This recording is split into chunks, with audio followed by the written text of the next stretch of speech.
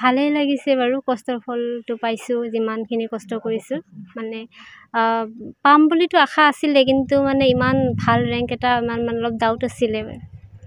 নাই, আজিকালিতো পঢ়িলে চবকে ভাল এটা চান্স দিয়া যায়, যিহেতু মানে নিযুক্তি প্ৰক্ৰিয়াটো খুব নিকা হৈছে।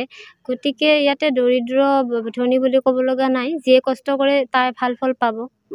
সঁচাকৈ আজি আমাৰ কাৰণে অতি গৌৰৱৰ কথা, যিটো কথা আমি ভাবিছিলোঁ যে এনেকুৱা এটা মানে প্ৰতিযোগিতামূলক পৰীক্ষাত জয়লাভ কৰিব, কিন্তু ইমান ভালকৈ জয়লাভ কৰিব বুলি আমাৰো এটা সন্দেহ আছিল।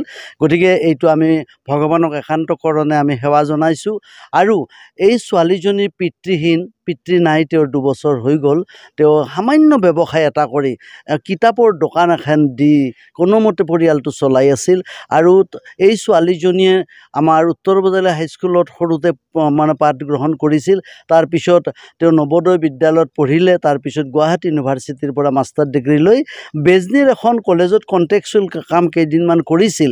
তাৰপিছতে পাঠশালা শ্ৰীৰাম একাডেমীতো কেইদিনমান ব্যক্তিগত শিক্ষাখণ্ডত কাম কৰিছিল। তাৰপিছত ওলাই আহি আজি প্ৰায় 7 মাহ ধৰি একেৰাহে নেৰানেপেৰাকৈ অধ্যয়ন কৰিলে, আৰু অধ্যয়নৰ ফল, সাধনাৰ ফল, একাগ্ৰতাৰ ফল আজি ভগৱানে তাইৰ হাতত অৰ্পণ কৰিছে। আৰু এইটো আমাৰ গোটেই বজালী নহয়, অসমৰ কাৰণে গৌৰৱৰ কথা, আমাৰ পৰিয়ালৰ গৌৰৱৰ কথা, গাঁওখনৰ গৌৰৱৰ কথা, বজালীৰ গৌৰৱৰ কথা, অসমৰ গৌৰৱৰ কথা। ভগৱানে সুমতি দিছে, ভাল লাগিছে। আৰু তেওঁৰ এই স্বচ্ছ আৰু নিকা, চৰকাৰে যি স্বচ্ছ আৰু নিকাভাৱে এই পৰীক্ষাবোৰ পাতিছে, তাৰ কাৰণে চৰকাৰকো আমি ধন্যবাদ জনাইছোঁ। আৰু তেওঁকো আমি, টুটুমণি কাকতিকো আমি আহ্বান জনাইছোঁ, ইয়াৰ পিছত চাকৰি নিশ্চিতভাৱে অলপতে হ'ব। তেওঁ যাতে এই চৰকাৰখনৰ দৰে নিকা আৰু একাগ্ৰতাৰে কাম কৰি নিজৰ ব্যক্তিত্ব, নিজৰ পৰিচয় দাঙি ধৰিব পাৰে, তাকেই কামনা কৰিছোঁ। আৰু ভালে লাগিছে, মোৰ আৰু ক'বাৰ ভাষা নাইয়ে। তাই যে ইমান এটা সেই কৰিব, ভাবিছিলোঁ কিবা এটা ভাল কৰিব তাই, যিখিনি কষ্ট দেখি মাত্ৰক মই, কিন্তু ইমানো ভবা নাছিলোঁ আৰু যে ইমান ডাঙৰ হৈ যাব, আৰু ভবা নাছিলোঁ। তাইক সৰু বুলিয়ে ভাবি আছিলোঁ। মই ক্লাছ 12 পাছ কৰিছোঁ JNV বৰপেটাৰ পৰা।